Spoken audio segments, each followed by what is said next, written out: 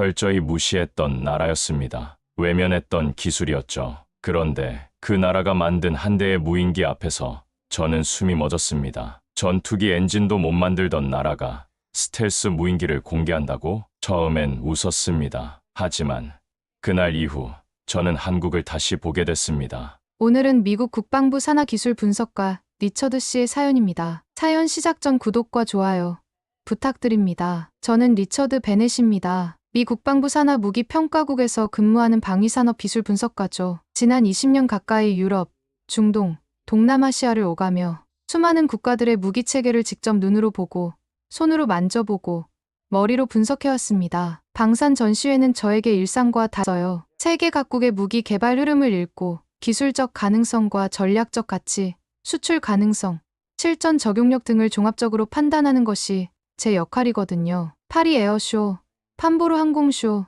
두바이 에어쇼까지 저는 거의 모든 주요 전시회를 다녔어요. 덕분에 저는 웬만한 신무기에는 쉽게 놀라지 않게 됐습니다. 화려한 홍보 영상이나 날렵한 외형은 이제 믿지 않아요. 기술력이라는 건 결국 내부에서 나오는 거니까요. 전투기 하나, 드론 하나도 수십 년의 연구 개발과 데이터 축적이 필요한 일입니다. 보여주는 것과 실제로 할 수 있는 것은 전혀 다르거든요. 특히 동남아시아의 몇몇 국가들이 차세대 전투기 개발을 선언하며 화려한 모형만 내세웠다가 결국 무산된 사례들을 너무 많이 봐왔습니다. 그래서 저는 항상 회의적인 시선으로 새로운 무기들을 바라봤습니다. 그런 제게 한국산 스텔스 무인기라는 문장은 처음부터 어딘가 어색하게 들렸어요. 아직도 전투기 엔진조차 자체 개발하지 못해 외국 기술에 의존하고 항전 장비도 대부분 수입에 의존하던 나라에 불과할 거라고 생각했죠. 물론 한국의 조선업이나 반도체 기술은 세계 최고 수준이라는 걸 알고 있었어요. 하지만 항공 분야, 특히 군용 항공기는 완전히 다른 영역입니다. KF-21이라는 전투기 개발 소식을 접했을 땐 잠시 눈이 갔지만 곧 회의감이 들었거든요. 외형은 그럴듯하지만 실질적 자율 능력이나 플랫폼 통합 능력은 부족하겠지. 그게 제 솔직한 평가였어요. 무인기, 그것도 스텔스 무인 전투기라니. 무인기라는 건 단순한 비행체가 아닙니다. 정밀한 센서 융합 기술, 실시간 데이터 연동 시스템, AI 기반 경로 재설정 알고리즘, 유인기와의 동기화 작전 능력, 전파 교란 환경에서의 자율 판단 능력까지 전방위 첨단 기술이 동시에 요구되는 극도로 복합적인 체계예요. 저는 미국, 이스라엘, 많아야 중국 정도가 이런 기술을 완전히 보유했다고 판단해왔습니다. 한국은 제 인식 속에서 어디까지나 방산 조립국, 기술 종속국에 가까웠어요. 뛰어난 제조업 기반은 있지만 핵심 기술은 여전히 수입에 의존하는 나라 말이에요. 그런데 며칠 전 제 사무실 책상 위에 도착한 한 장의 서류가 저를 잠시 멈춰 세웠습니다. 바로 2025 ADX, 그러니까 한국 방산 전시회 초청장이었거든요. 국제협력국을 통해 공식적으로 들어온 공문에는 이렇게 적혀 있었습니다. 한국형 스텔스 무인기 실기체 외형 최초 공개 예정. 처음엔 그냥 모형을 내걸겠다는 말이겠거니 생각했어요. 그동안 다른 나라들도 수없이 그런 방식으로 기술 개발 중이라며 사람들의 이목을 끌어왔으니까요. 그런데 그 문장 뒤에 붙은 설명이 좀 달랐습니다. 2025년 시제기 완성, 초도 비행 준비 중, 유무인 복합작전 시스템 대응 플랫폼. 그 순간 저는 문득 고개를 들었어요. 이 나라가 정말로 그걸 만든다고? 초청장을 받은 그날 저녁, 저는 사무실에서 한국 관련 데이터를 다시 열람하기 시작했습니다. 일종의 직업병이랄까요. 평소에는 눈길조차 주지 않던 기술 보고서를 한 줄 한 줄 꼼꼼히 읽어나갔어요. 그런데 의외의 내용이 눈에 띄었습니다. 최근 몇 년 사이 한국이 국산 항공기 엔진 개발에 투입한 예산이 무려 1,500억 원 이상이더라고요. 개발 기간은 8년, 대상은 5,500파운드급 터보팬. 그 순간 제 손이 잠시 멈췄습니다. 분명 제가 알고 있던 한국은 전투기 심장을 해외에서 수입하던 나라였거든요. 그 엔진이 통제되면 수출도 운용도 멈춰야 했던 게 불과 몇 해 전 일이었습니다. K의 수출 계획이 미국의 F사 엔진 수출 허가 문제로 차질을 빚었던 그 사건 말이에요. 당시 한국은 정말 난처해 보였어요. 아무리 좋은 비행기를 만들어도 심장이 남의 것이면 언제든 멈출 수 있다는 걸 뼈저리게 느꼈을 거예요. 그런데 이제 그들이 심장을 직접 만들겠다는 겁니다. 저는 코웃음을 칠 수가 없었어요. 기껏해야 시험용 수준일 텐데 그걸 전시에 내걸겠다니.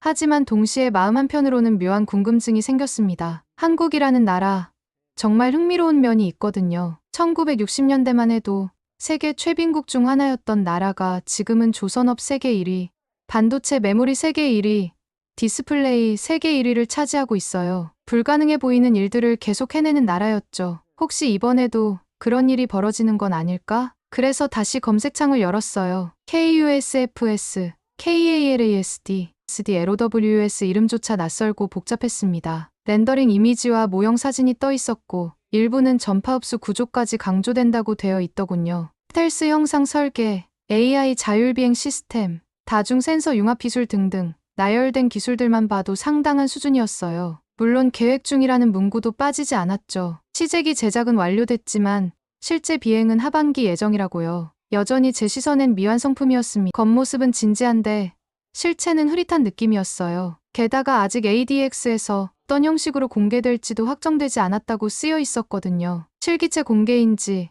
아니면 단순한 모형 전시인지도 모호했어요. 저는 그렇게 생각했습니다. 결국 또 보여주기겠지. 이전에도 그런 사례는 많았어요. 동남아의 몇몇 국가들도 최신 무기 개발을 선언하며 모형만 내걸고 실체 없는 구호만 반복했던 적이 있었거든요. 인도네시아의 KFX 공동개발 참여 철회, 터키의 자체 전투기 개발, 지연, 브라질의 차세대 전투기 사업 변경 이런 사례들을 너무 많이 봤어요. 한국도 결국 그 연장선에 있는 게 아닐까. 저는 그렇게 결론지었습니다. 아무리 좋은 엔진을 만들어도 실전 적용 사례가 없으면 의미가 없잖아요. 전투기든 무인기든 진짜 강국은 기술을 가지고 있는 나라가 아니라 쓸 수 있는 나라입니다. 저는 그 점에서 한국은 아직 갈 길이 멀다고 판단했어요. 하지만 마음 한편에는 작은 의문이 남았습니다. 그런데 왜 미국조차 이걸 주목하지? 왜 ADX의 고위급들이 파견되는 거지? 정말 단순한 전시용이라면 이렇게까지 관심을 받을 이유가 없잖아요. 더군다나 제가 받은 초청장도 단순한 형식적 참관이 아니라 기술평가, 목적이라고 명시되어 있었거든요. 그 질문이 제 안에서 점점 커져갔습니다. 혹시 내가 뭔가를 놓치고 있는 건 아닌지, 한국이 정말로 우리가 예상하지 못한 단계까지 와 있는 건 아닌가 하는 생각이 들었습니다. 며칠 후 저는 워싱턴 덜레스 공항에서 인천행 비행기에 몸을 맡겼습니다. 사실 출장이라기보다 형식적인 참관에 가깝다는 생각이었어요. 제 상사 역시 특별한 임무를 지시하진 않았거든요. 보고 느낀 거 정리해서 오면 돼. 너무 기대는 말고. 그 말만 남겼죠. 저 역시 기대보다는 확인하러 간다는 생각이 컸습니다. 한국이 진짜 무인기를 만들었다면 그 기술 수준은 어느 정도일까? 그리고 아직 완성되지 않은 엔진은 과연 실체를 가질 수 있을까? 14시간이라는 긴 비행시간 동안 저는 태블릿을 켜고 다시 한번 한국 무인기 관련 자료들을 정리했습니다. 예상대로 실기체 관련 정보는 거의 공개된 것이 없었어요. 대부분은 모형 이미지,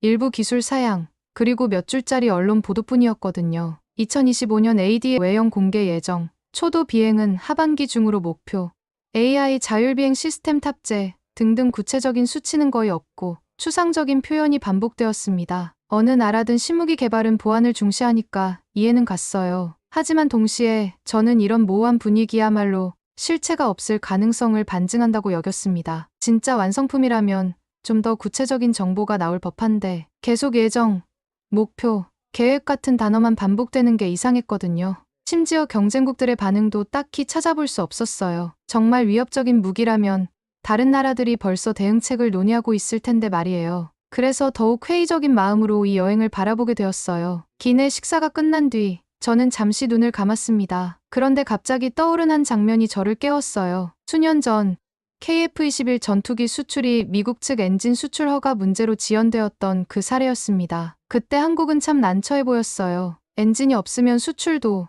운용도 안 되는 구조. 기술의 핵심이 외부에 있다는 건 언제든 멈출 수 있다는 뜻이니까요. 그런데 이번엔 달랐습니다. 그런 상황을 다시 겪지 않겠다는 의지가 느껴졌거든요. 국산 엔진, 국산 플랫폼, 심지어 자체 통제 체계까지 자료를 읽을수록 저는 알 수 없는 이질감을 느꼈습니다. 예전과는 뭔가 다르다. 단순히 외국 기술을 조립하는 수준이 아니라 처음부터 끝까지 자기 손으로 만들겠다는 의도가 보였어요. 그게 정말 가능한 일일까? 한국 정도의 기술력으로? 생각해보니 한국이라는 나라는 항상 그런 식이었어요. 불가능해 보이는 일들을 차근차근 해내는 나라. 1970년대 고속도로 건설, 1980년대 반도체 진출, 1990년대 자동차 산업 도약, 2000년대 휴대폰과 인터넷 보급까지 매번 한국이 그걸 할 수 있을까 하는 의문을 받았지만 결국엔 해냈어요. 혹시 이번에도 그런 일이 벌어지는 건 아닐까? 비행기가 인천공항 상공에 진입했을 때 구름 사이로 보이는 도시의 불빛이 유난히 또렷하게 느껴졌습니다. 솔직히 말해 그 순간까지도 저는 여전히 회의적이었어요. 하지만 어디선가 이상한 기대감이 스며들고 있었습니다. 그래도 혹시 그 작은 의문이 제 머릿속 깊이 자리를 잡고 있었거든요. 그리고 저는 아직 몰랐습니다. 곧 마주하게 될 그 한 장면이 제 인생의 관점을 완전히 바꿔놓을 거라는 거요. 행사 당일 아침, 저는 일찍부터 서울 근교에 위치한 ADX 전시장으로 향했습니다. 차량 안창문 너머로 보이는 도시는 놀랍도록 질서 정연했어요. 인천공항의 자동화 시스템, 고속도로 위를 미끄러지듯 달리는 전기버스, 간결하게 구성된 표지판들까지 전투기나 무인기와는 전혀 다른 이야기지만 기술이라는 게 단지 군사적 영역에만 국한된 것이 아니라는 걸 새삼 느끼게 했습니다. 이 나라, 무언가 단단한 체계가 있다는 인상이 처음으로 제 안에 들어오기 시작했거든요. 운전기사와 간단한 대화를 나누면서 더욱 놀란 점이 있었어요. 그분은 20년간 공항 셔틀을 운전해왔다고 하더라고요. 예전엔 외국 기술자들이 한국에 기술 가르치러 왔는데 요즘엔 한국 기술자들이 외국에 기술 전수하러 나간다는 말씀을 하시더군요. 조선소, 반도체 공장, 심지어 원자력 발전소까지 한국 기술이 세계로 나가고 있다는 이야기였어요. 그 말을 들으니 제가 가지고 있던 한국에 대한 인식이 얼마나 구식이었는지 깨닫게 되었습니다. 전시장 입구엔 예상보다 많은 외국인 관계자들이 몰려 있었습니다. 미국, 영국, 독일, 인도, 호주, 심지어 이스라엘까지 패치가 각양각색이었어요. 분명 단순한 행사 이상의 무언가가 준비되어 있다는 징조였습니다. 특히 미국 공군 관계자들이 상당히 많이 보였는데 이건 좀 의외였어요. 만약 정말 형식적인 전시라면 이렇게 고위급 인사들이 올 이유가 없거든요. 관계자 배지를 목에 걸고 안으로 들어선 순간 공기부터 달랐어요. 긴장감과 집중력이 한꺼번에 밀려왔습니다. 대한민국 방산기술이 외국의 냉정한 시선 앞에 선다는 사실을 관계자 모두가 알고 있는 듯했거든요. 한국 쪽 직원들의 표정도 진지했어요. 농담을 주고받는 분위기가 아니라 정말 중요한 순간을 맞이한다는 느낌이었습니다. 여러 전시 부스를 둘러보며 이동하는데 한국의 방산 기술 수준이 생각보다 높다는 걸 알 수 있었어요. K9 자주포, 천궁 방공 미사일, 해성, 대한 미사일 등등 이미 해외 수출 실적을 쌓고 있는 무기들이 꽤 많더라고요. 특히 폴란드에 수출된 K9 자주포 같은 경우 유럽 현지에서도 성능을 인정받고 있다는 설명을 들었어요. 아, 이 나라가 생각보다 많이 와 있구나. 그런 생각이 들기 시작했습니다. 드디어 스텔스 무인기 섹션에 도착했습니다. 그곳에는 수많은 취재진과 관계자들이 이미 카메라와 노트를 들고 자리를 잡고 있었어요. 중앙에는 대형 조명이 설치되어 있었고 그 아래 검은 형체 하나가 조용히 모습을 드러내고 있었습니다. 순간 저는 걸음을 멈췄어요. 그것은 단순한 전시물이 아니었습니다. 사다리꼴 동체, 매끄럽게 떨어지는 곡선, V자형 미익, 레이더 흡수 도료로 더씹혀진 표면까지 저는 눈을 뗄 수 없었어요. 이건 제가 상상했던 그럴듯한 모형이 아니었습니다. 실제 비행이 가능한 완성품의 모습이었거든요. 랜딩 기어의 디테일, 센서 윈도우의 배치, 심지어 공기 흡입구의 형상까지 모든 게 실전용 수준이었어요. 제 머릿속에 떠오른 첫 생각은 단 하나였습니다. 이거 진짜다. 옆에서 함께 보던 프랑스 기자가 중얼였어요. 이 정도면 유럽 중형급 무인기도 긴장해야겠는데 저는 대답 대신 무언의 고개만 끄덕였습니다. 정말 할 말이 없었거든요. 기체 옆엔 정보 패널이 설치되어 있었어요. 플랫폼명은 KUSFS, 무장 가능, AI 자율 비행, 멀티 작전 지원, 2025년 하반기 시험 비행 예정. 구체적인 수치나 도면은 없었지만 계획이 아닌 준비 완료라는 인상이 강했어요. 실기체 외형이 이렇게까지 완성돼 있을 줄은 예상하지 못했거든요. 가까이 다가가서 자세히 살펴보니 정말 놀라운 완성도였습니다. 이음매 하나, 도장 하나까지 실전용 수준이었어요. 한참을 기체 앞에 서 있었던 저는 결국 관계자에게 다가가 질문을 던졌습니다. 이건 완성된 시제품입니까? 아니면 단순 전시용 모형입니까? 잠시 망설이던 그 기술자는 조용히 고개를 끄덕이며 답했어요. 시제기 맞습니다. 현재 기능 점검 중이고 올해 하반기 비행 시험에 들어갈 예정입니다. 그 목소리는 자신감에 차 있었고 말투는 조용했지만 단단했어요. 혹시 엔진은 어떤 걸 사용하시나요? 제가 가장 궁금했던 부분을 물어봤어요. 무인기의 핵심은 결국 추진 시스템이거든요. 그 기술자는 잠시 미소를 지으며 패널 옆 디스플레이를 가리켰습니다. 내부 구조 모식도와 함께 엔진 설명이 이어졌어요. 거기엔 이렇게 쓰여 있었습니다. 현재 시범 엔진 장착, 추후 국산 5,500파운드급 터보팬 엔진 장착 예정. 그 문장을 읽는 순간 저는 정지된 듯한 기분을 느꼈어요. 이게 무슨 말이지? 한국이 무인기뿐 아니라 엔진까지 만들겠다는 건가? 제 옆에서 누군가 말했습니다. KU 장착될 국산 엔진. 이미 시제기 완성됐답니다. 공개는 10월 예정이고요. 저는 그 말을 듣고 다시 화면 쪽을 바라봤어요. 그 옆 별도로 설치된 유리 진열장 안에 반짝이는 금속 구조물이 놓여 있었죠. 길고 묵직한 실루엣, 세밀하게 조립된 터빈 블레이드, 그리고 메이드 인 코리아라는 마크. 숨이 멎는다는 표현은 그때를 위한 말이었습니다. 불과 몇 년 전까지 한국은 전투기용 엔진을 전량 수입했어요. 그 때문에 K를 수출길이 미국의 엔진 수출 통제로 막혔던 일도 있었거든요. 그 좌절 이후 한국은 묵묵히 엔진 국산화를 추진해왔다고 했습니다. 한화에어로스페이스에서 8년간 개발했습니다. 무려 1,531억 원이라는 예산이 투입됐고요. 기술자가 추가 설명을 해줬어요. 처음엔 정말 힘들었답니다. 터빈 블레이드 하나 만드는 것도 수백 번의 실패를 거쳐야 했거든요. 하지만 포기하지 않았어요. 언젠가는 우리 손으로 하늘을 날겠다는 꿈이 있었으니까요. 그 말을 들으니 가슴이 먹먹해졌어요. 이건 단순한 기술 개발이 아니었습니다. 자립에 대한 간절한 염원이었거든요. 그리고 그 결과물이 지금 제 눈앞에 놓여 있었습니다. 이 무인기, 앞으로는 한국산 심장을 달고 날게 됩니다. 기술자의 마지막 한마디는 짧았지만 제 가슴을 꿰뚫었어요. 심장이라는 표현이 너무 적확해서 말문이 막혔거든요. 저는 그날 처음으로 깨달았습니다. 이건 단순한 무기가 아니었어요. 이건 국가의 자존심이었습니다. 엔진이라는 건 정말 중요해요. 아무리 좋은 비행기를 만들어도 엔진이 없으면 하늘을 날 수 없거든요. 그리고 그 엔진을 남에게 의존한다는 건 언제든 날개가 꺾일 수 있다는 뜻이에요. 한국은 그 치명적인 약점을 스스로 극복하려 하고 있었습니다. 엔진 진열장을 한참이나 바라보던 저는 자연스럽게 한 무리의 한국 기술자들 쪽으로 발걸음을 옮겼습니다. 대부분 30대 초중반으로 보이는 젊은 연구원들이었어요. 조끼에 기술 지원 스티커를 붙이고 땀을 닦아내며 전시장을 정리하고 있었죠. 잠깐 실례한다며 말을 건 제게 그들은 환한 미소로 고개를 끄덕였습니다. 한국 사람들 특유의 친근함이 느껴졌어요. 저는 그들에게 조심스럽게 물었어요. 이 엔진, 정말 한국이 자체 개발한 겁니까? 그중 한 청년이 눈을 반짝이며 대답했습니다. 완성까지 8년 걸렸고 한화에어로스페이스랑 국방과학연구소가 함께했어요. 저희는 후속형 경량 엔진 연구팀입니다. 그 말에서 느껴지는 자부심은 어떤 광고 문구보다도 묵직했어요. 이 사람들은 정말로 그 엔진을 만든 당사자들이었거든요. 처음엔 정말 막막했어요. 다른 연구원이 말을 이었습니다. 터빈 블레이드 소재 하나 구하는 것도 어려웠거든요. 선진국들이 기술 이전을 꺼려했으니까요. 그래서 처음부터 다시 시작했죠. 소재 연구부터 설계, 제작, 시험까지 모든 걸 우리 손으로 해야 했어요. 그 말을 들으니 얼마나 힘든 과정이었을지 짐작이 갔어요. 그는 저를 진열장 뒤편 패널 쪽으로 데려가더니 조용히 설명을 이어갔습니다. 이 엔진, 전투기만 달린 게 아닙니다. 퇴역한 F4 팬텀의 J79 엔진, 기억하시죠? 제가 놀란 표정으로 고개를 끄덕이자 그는 살짝 웃으며 말했어요. 그 엔진, 지금 강원도 활주로에서 제설차로 쓰이고 있어요. 열풍으로 눈을 녹이거든요. 그 말에 저는 잠시 말을 잃었습니다. 저는 분명 군용항공 엔진 이야기를 하고 있었는데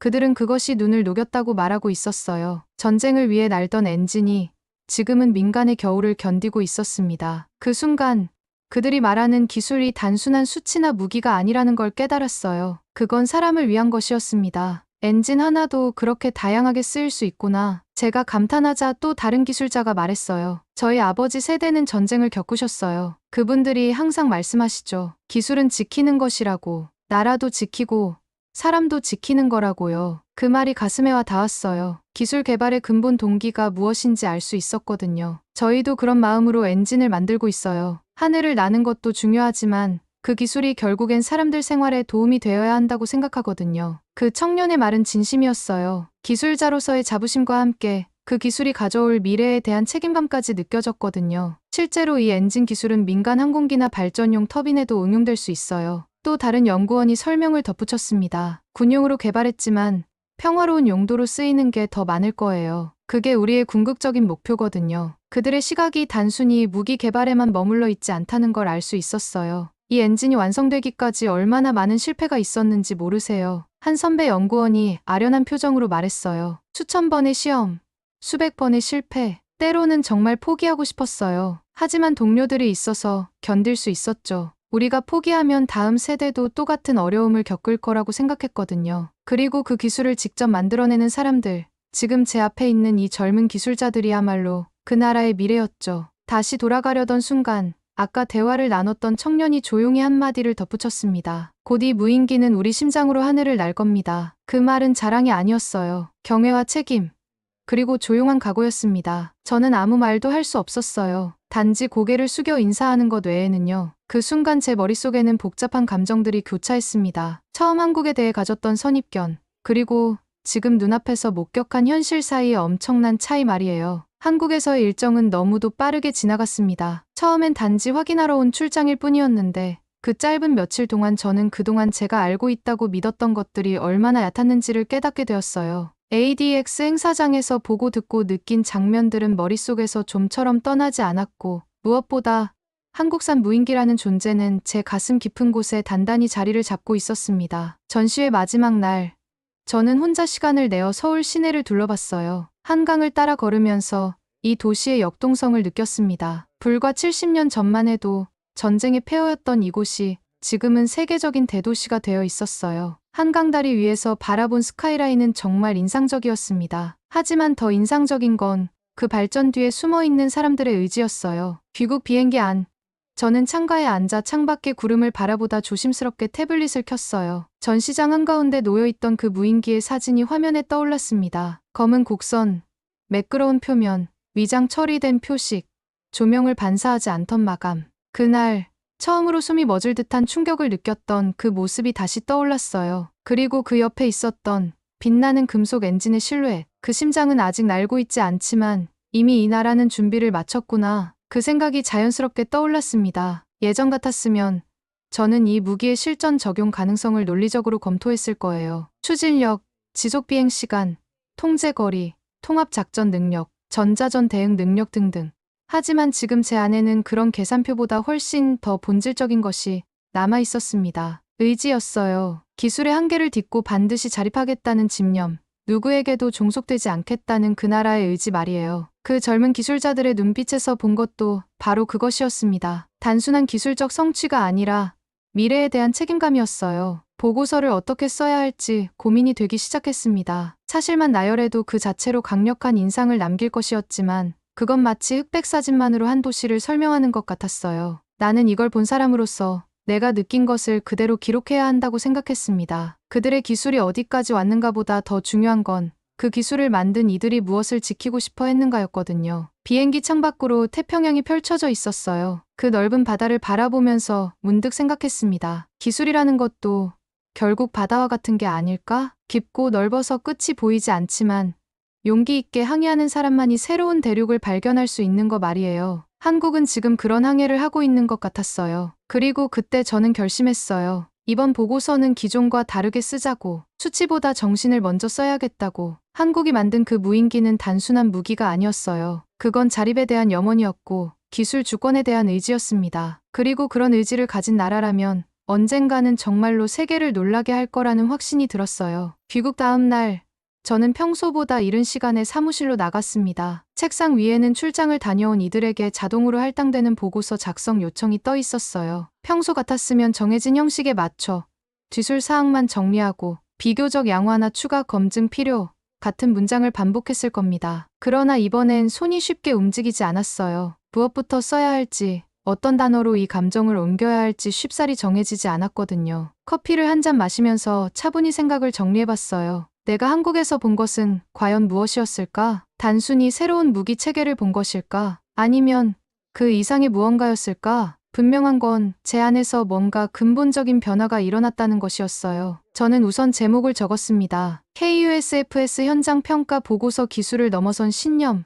그렇게 시작한 문서는 전례 없는 방식으로 써 내려가게 되었어요. 이번 관찰에서 확인한 바, 대한민국은 단순한 플랫폼 제작 능력을 넘어 독자적 무장 운영 체계, 스텔스 드론 설계, 국산 항공 엔진 개발 단계에 도달해 있음. 가장 인상 깊은 요소는 기술을 가져다 쓰는 나라가 아니라 기술을 만들어가는 나라라는 점이었다. 한 줄 한 줄, 저는 담담하게 그러나 이전과는 전혀 다른 시선으로 적어 내려갔어요. 특히 주목할 점은 기술 개발의 동기가 단순한 경제적 이익이나 군사적 우위 확보가 아니라 기술 자립에 대한 절실한 염원에서 출발한다는 것이다. 이는 향후 한국의 방산 기술 발전 속도와 방향을 예측하는 데 중요한 변수가 될 것으로 판단된다. 보고서를 쓰면서 계속 떠오르는 건 그 젊은 기술자들의 모습이었어요. 그들이 엔진을 설명할 때의 자부심, 미래에 대한 책임감, 그리고 기술이 사람을 위해 존재해야 한다는 철학까지. 이런 내용들을 어떻게 공식 보고서에 담을 수 있을까 고민했지만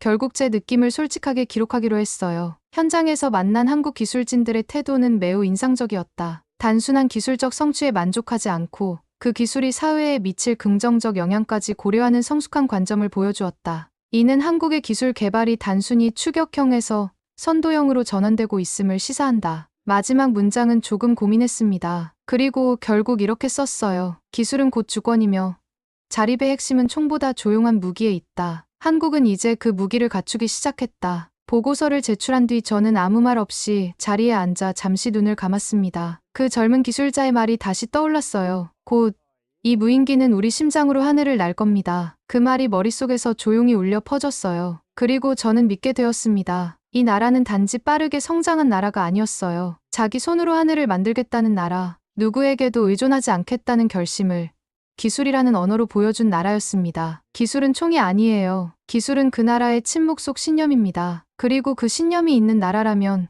저는 언젠가 그들과 나란히 서야 할 날이 올 거라 믿어요. 한국이 만든 그 검은 무인기는 지금도 제 기억 속에서 조용히 날고 있습니다. 아직 하늘을 날지는 않았지만 이미 많은 사람들의 마음속에서는 높이 떠올라 있어요. 그리고 그것이야말로 진짜 기술의 힘이라고 저는 이제 확신합니다. 보이지 않는 곳에서 묵묵히 축적된 노력이 언젠가는 세상을 놀라게 할 거예요. 한국은 바로 그런 나라였습니다. 오늘 사연에 대한 여러분의 생각을 댓글로 남겨주세요. 감동뭉클에서는 여러분의 소중한 마음을 모아 사연 주인공들에게 전해드리고 있습니다. 여러분 주변에 감동적이거나 재미있는 실제 사연들을 제보받고 있으니 언제든 저희 공식 메일로 제보해주세요. 오늘 들려드린 사연에 공감하셨다면 구독과 좋아요 눌러주시고 주변 분들과도 공유해주세요. 여러분의 작은 관심과 응원이 더욱 좋은 콘텐츠를 만드는 데 큰 힘이 됩니다. 오늘도 여러분의 하루의 작은 즐거움이라도 되었기를 바라며 지금까지 감동뭉클이었습니다. 끝까지 시청해주셔서 감사합니다.